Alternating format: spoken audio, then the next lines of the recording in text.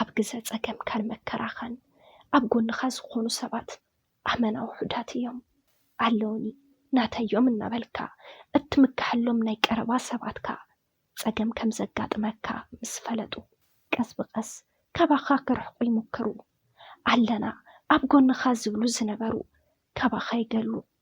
ካልእ ትረፍ እቶም ዓብይ ውዕለታ ዝወዓልካሎም ሰባት ኣብ ክንዲ ውዕለታ ከቢድዎም ኣብ እዋን ፀገምካ ኣብ ጎንኻ ደው ዝብሉ ካባኻ ክርሕቁ ይመርፁ። ብመሰረቱ ወዲ ሰብ ዝኾነ ነገር ኣብ ርእሱ እንከይበፅሐ ክርድኦ ይኽእልን። ኣብ እዋን ፀገምካ ኣብ እዋን ሓጎስካ ኣብ ብኽያትካ ኣብ ሰሓቅካ ኣብ ጭንቀትካ ኮታስ ግዘ እንትቀያየር መዓልትታት ሓሊፎም ብዙሓት ነገራት እንትቀያየሩ ዘይቀያየር ልቢ ዘለዋ ኣብ ኩሉ ግዜኻ ብማዕረ እትወቅ ኣብ ኩሉ ግዜኻ ብማዕረ እትቀውም ተሓጎስካ ኣብ ጎንኻ ኣብ ሓዘንካ ኣብ ጎንኻ ትኸውን ሓንቲ ሰብ ጥራሕ እያ። ወላ ሻሕ ግዜ እንተቀየምካያ ዘይትቀየም ሕማቅ ነገር ኣብ ልዕሊኣ እንተገበርካ ዘይትሕዘልካ እንትፅግመካ ኣብ ፀገምካ ጠጠው ኢላ እትጭነቅ ሓንትን ንሳያ። ካብ ኣወፃኢ ኩሉ ሰብ ንይምሰል እዩ ዝቀርበካ። ግዜ ብዝተቀየረ ቁፅሪ ፀባይን ባህርያቱን ናይቶም ሰባት እውን እናተቀየረ እዩ ዝኸይድ። እዛ ዘይትቀየር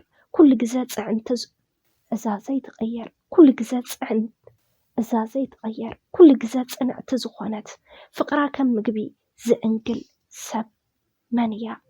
መቸም ምፍላጥ ኣይከብደኩምን። ወላዲት ጥራሕ እያ። ኣብዚ ዓለም ከመዶ ዝመሰለ ነገር ፍፁም የለን። መግለፂኣ ልዕሊ ቃላት እዩ። ብዙሓት ሰባት ኣለው ግና ትርጉም ናይ ኣዶነት ከይተረድኡ ንወላዲቶም ዘዋርዱን ክብሪ ዝበሃል ነገር ዘይብሎምን ኣለው። እዞም ሰባት እዚኦም ንወላዲቶም ኣብ እዋን ፀገሞም እዮም ዝዝክሩ። ሓደ ሮዳስ ዝተባሃለ ሕንቁቅ ወዲ ነይሩ። ሮዳስ ዝተወለደሉ ገዛን ዝነብሮ መነባብሮን ከም ሰማይን መሬትን ዝረሓቐ እዩ። ገዝኦም ብጣዕሚ ድኻታት ዝበሃሉ ዋላ እኳ እንተዘይኮኑ ብዓቅሞም ፅብብ ዝበለ ገዛ ተኻርዮም ኩሉ ነገር እናመቻቸው ዝነብሩ ስድራ ቤት እዮም። ኣቡኡ ገና ንሱ ኣብ ከብደዲኡ እናሃለወ እዩ ብሃንደበታዊ ሕማም ዝሞተ። ዶካትር ብዙሕ ሞኪሮም ሕማሙ እንታይ ከም ዝኾነ ከይፈለጡ እዩ ሂወቱ ሓሊፉ። ኣዲኡ ኣብ ርእሲ ናይ ጥንሲ ሕማማ ዓብይ ሓዘን ተሓዊስዋ ብጣዕሚ ከቢድዋ። ግን ከዓ ዘይከኣል ነገር ዘይሓልፍ ነገር የለን እሞ ብጣዕሚ ከቢድዋ ዋላ እኳ እንተነበረ ንክትክእሎ ተገዲዳ ንዕኡ ክኢላ ንሮዳስ ወለደት። ወሊዳ በይና ኮይና ክትዕቢ ሓሲባቶ ይትፈልጥን ነይራ። ምስ በዓል ገዝኣ ብምኳን ብዙሕ ነገር ሓሲባ እያ ነይራ። ግና ከዓ ኩሉ ነገር ፈጣሪ ብዝበሎ ስለዝኾነ ሓሳባ ከይሰመረ በዓል ገዝኣ ዓይኑ ብዓይኑ ከይርአየ ሞተ። በዚ ዝተለዓለ ከዓ ወዳ በይና ክትዓቢ ናይ ግድን ኮነ። ኣዶ ሮዳስ ሰሪሓ እተኣትወላ ንኳል ገዝኣ እትሽፍነላ ወዳ እተዕብየላ ሓንቲ ፀባብ ድንኳን ኣለታ። እዛ ድንኳን ብዙሕ ንብረት የብላን ግና ከዓ ነተን ዘለዋ ኣቑሑ ብኣግባቡ ሸይጣ እናተክአት ወዳ ንምዕባይ ተኣኽላ እያ። ካብ ምንም ንላዕሊ ንወዳ እያ ትነብር። ሰሪሓ ገዝኣ ብጉድሉ ንወዳ ዘድልዮ ትገብረሉ ኩሉ ነገር ትፅዕር።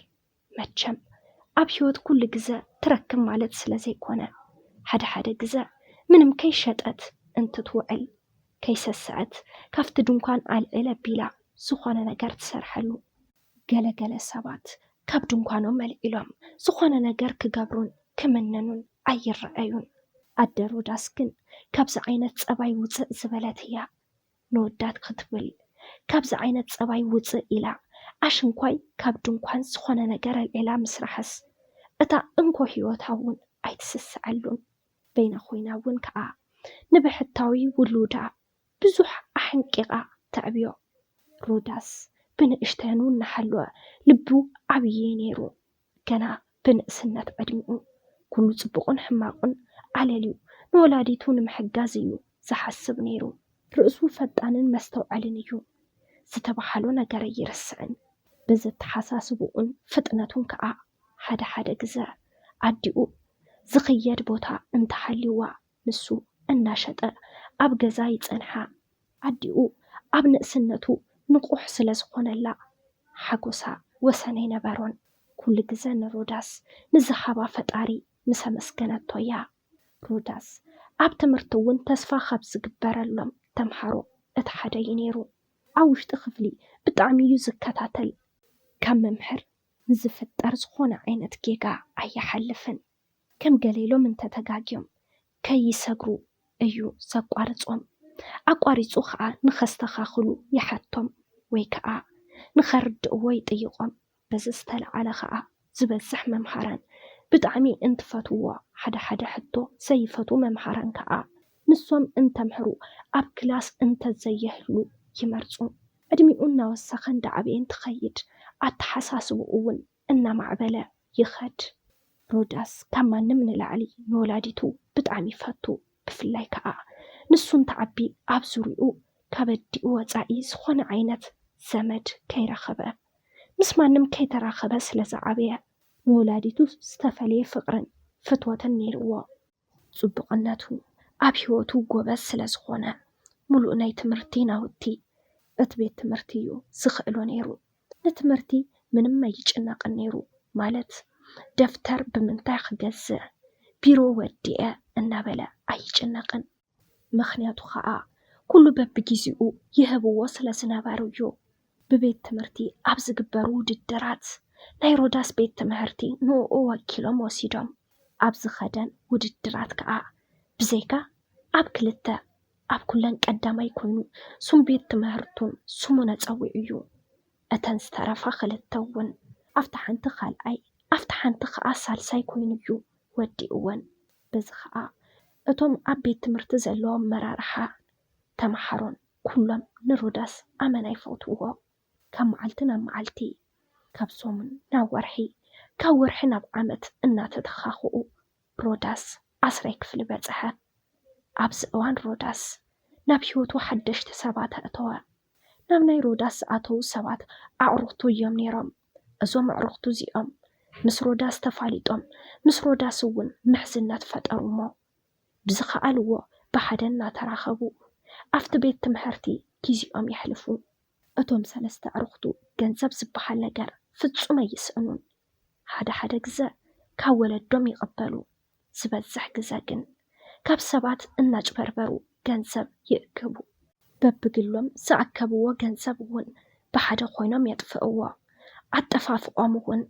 نقوم نقر زيكونس أبن دامستا كوفيلهم جام الناس هتايو زطفئوا عبل علز خاء اتزخف أنقر كلهم نيشقار والفي نيرو وميو ازوم سبات زيوم كاء مس روداس زي خدو على كوان تخونو اكنا خاء صبق أركنات فتأرمو سبزح جزا بحدا يرأيو اتوم سبات أفت بيت تمرتي كم ممحران جميرو كساب تمحرو بخلو تسألعتي يوم نيرم دحر اتتسفاز قبرلو اتخلهم سفتوو تمحري روداس مس أركنات مسريتو انتريو كيبلاشهم بمفرح بزوحات مخرطات يمخروا انت روداس كنا أنا انت زيدالي أي قددونن النابلا نخلهم بمقداف مس أركنات يقتل روداس مس نخاون نايقدن كنزب كرلي جمر مستوم عرقتو أبدا جنة تراخبو نسوون مس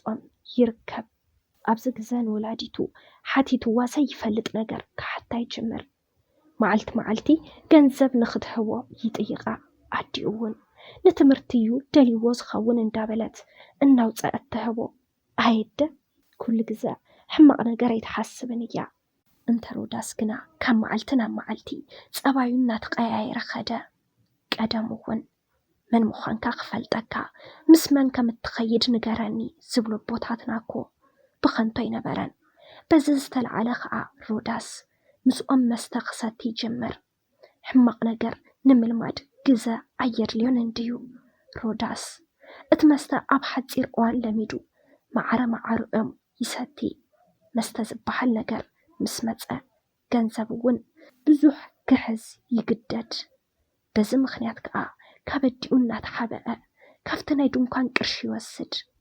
ኣዲኡ እቲ ገንዘብ ንሱ ከም ዝወስዱ ኣላኳን ተፈለጠት ግና ከዓ ተፈሊጠ ኢሉ ናብ ግዛዕ ከይኣቱ ብምፍራሕ እናርአየት ከም ዘይረአየት እናፈለጠት ከም ዘይፈለጠት ትኸውን።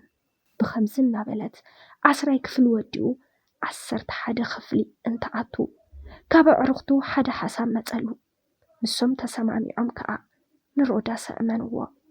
ናቶም ሓሳብ ትምህርቶም ገዲፎም ካብቲ ዘለውሉ ዓዲ ወፂኦም ናብ ካሊእ ዓዲ ንክኸዱን ኩሎም ኣዋፂኦም ናይ ባዕሎም ስራሕ ንክኸፍቱ ከም ዝሓሰቡን ተነግርዎ።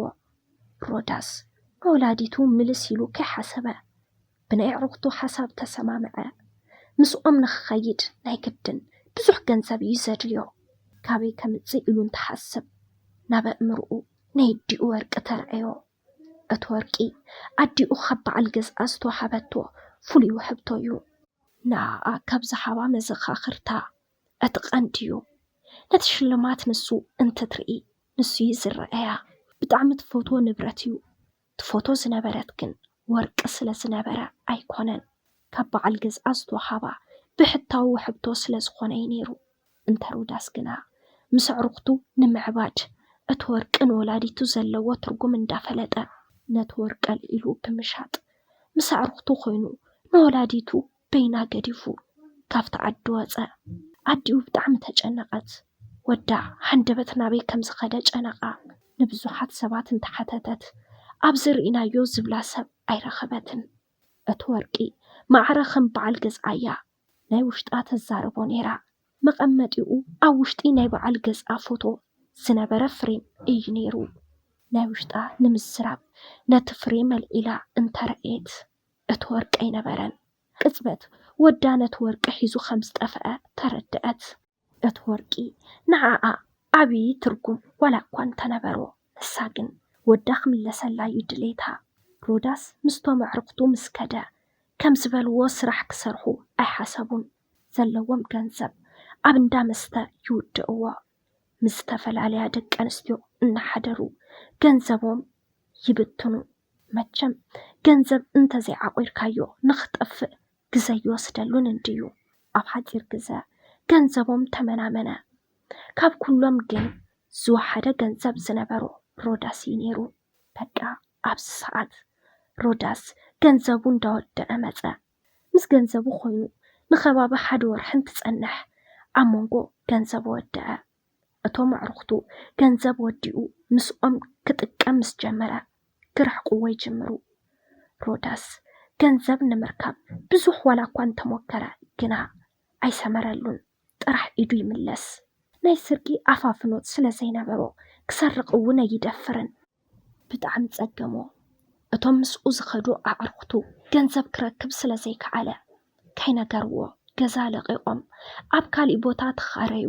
ብተደጋጋሚ ናብ ስልኮም እንተደወለ ኣየልዕልዎን። ኣብ ገንዘቡ ምስኡ ነይሮም። ገንዘብ ምስኣነ ግና ሪሕቆሞ ኸዱ። ሮዳስ እንታይ ክገብር ከም ዘለዎ ጨነቆ። ናብ ገዝኡ ንምምላስ እንትሓስብ ዓይኒ ወላዲቱ ከመይ ኢሉ ከም ዝርኢ ጨነቆ። ዓይኒ ወላዲቱ ንምርኣይ ክደፍር ኣይከኣለን። ግና ከዓ ብጣዕሚ ስለ ዝፀገሞ ክኸይድ ወሲኑ ናብ ወላዲቱ ገዛ ኸደ። ኣዲኡ ወዳ ብሂወት ሓልዩ ምምፁ ብጣዕሚ ሓጎሳ። ከፊእዎ ሓሚቑ ምስ መፃ ንብዓታ ብክልቲኡ ኣዒንታ ወረደ። ንኽትሓፃፀብ ጌራ ምግቢ ቀሪባ ኣብልዐቶ። ይቕሬታ ኢሉ ከይሓተታ እንተሎ ይቕሬታ ገበረትሉ። ሮዳስ እውን ኣብ ሓፂር ግዜ ኣቋሪፅዎ ዝነበረ ትምህርቱ ጀሚሩ ንወላዲቱ እናሰርሐ ክሕግዛ ጀመረ። ኣየደ ኣደ ማለት ፍልይቲ እያ።